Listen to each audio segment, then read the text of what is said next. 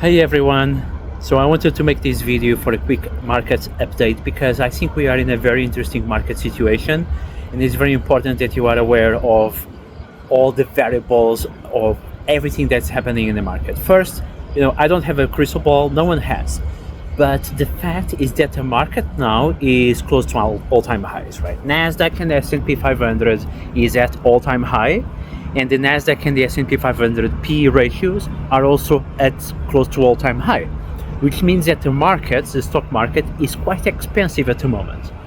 Bitcoin is also very close to all-time high, although altcoins are not yet there yet. But this is basically to say that the main assets, Bitcoin and S&P 500 and NASDAQ stocks, are very expensive. But no one knows what's going to happen next, right? But I think that it's time to be a bit more cautious, and I'm going to tell you what I'm doing at the moment to have that caution. I just want to remind you also that Alan Greenspan in December 1996 made this speech talking about that market was in irrational exuberance. Okay, the market was expensive in December 1996. But from December 96 until the dot-com crash, the market quadrupled in price, okay? So investors that eventually sold because the market seemed to be expensive, they missed out huge gains. Also, they were safe from the dot-com crash, but I would rather ride the market through the dot-com crash than quadrupling my investments during that period. Anyway, what I want to say is that we don't know where the market is going. Might continue climbing for 1 or 2 or 3 years more, or might crash. We don't know. No one knows when, really. If you hear anyone that is very confident timing the market, you should have doubts about it.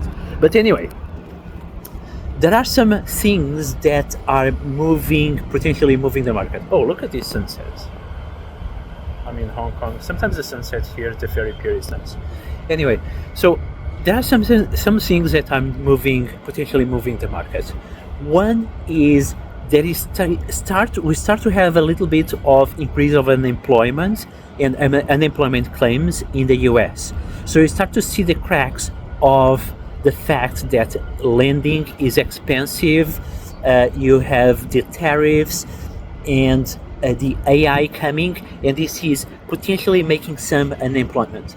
And higher unemployment will further force the Federal Reserve to lower interest rates, and lowering interest rates will be excellent for the market because the cost of borrowing money is lower for individuals and for companies. So individuals consume more, companies invest more, and this is a cycle that stimulates the market. And the market might be already pricing in the fact that the Federal Reserve will lower interest rates this year, perhaps twice. But that's something that will happen, and once it happens, there will be more money flowing to the market. Also, at the moment, people can have a bank deposit paying 4 or 5%.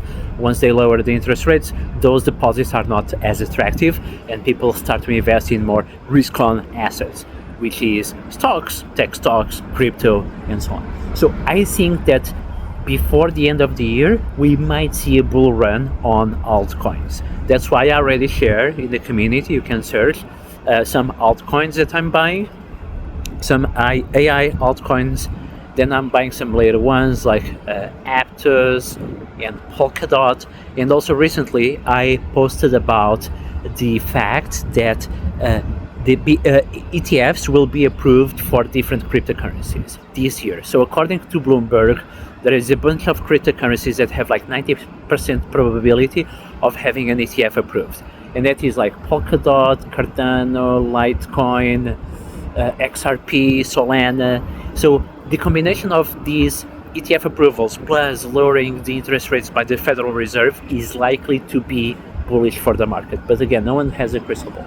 So what I'm doing at the moment is I'm investing approximately only 50% of my cash. So if I had like $10,000 available at the moment, I'll invest 5,000, and I'll invest this 5,000 into altcoins, individual stocks, leverage ETFs, very important, but keep the other 5,000 on the side, and you can leave it in a high yield bank account.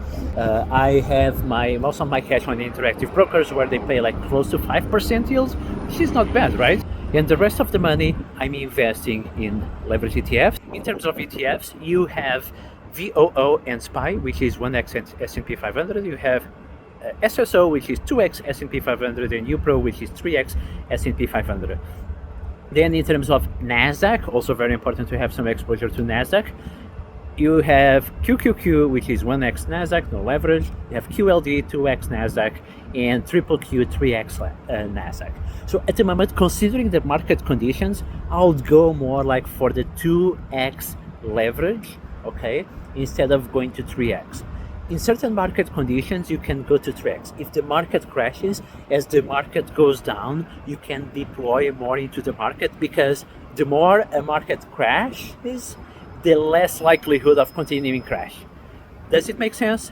So actually recently I created an indicator based on Omori law. Omori law is based on Japanese research for earthquakes, and when you have an earthquake, it's less likely that as the time goes by, it's less likely that you have another earthquake. So you have an earthquake now, it's likely that within the 5 minutes window I will have another earthquake, but it's way less likely that 1 hour later there will be another earthquake, something like that. I'm not an expert in seismology, but something like that.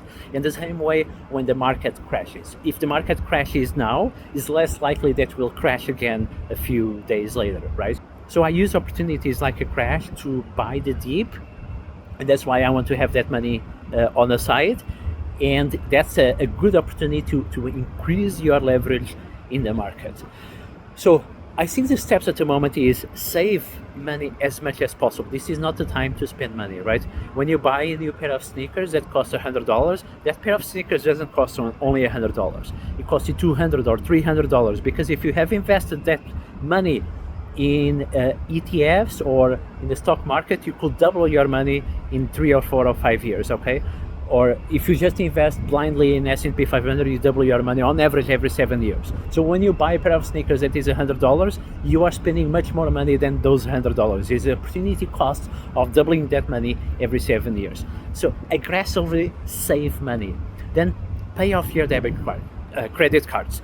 If you have any credit card debt, I would, credit card debt is absolutely toxic, because the credit card's interest rates that you pay is like 20-something%. It's very, very, very, very bad.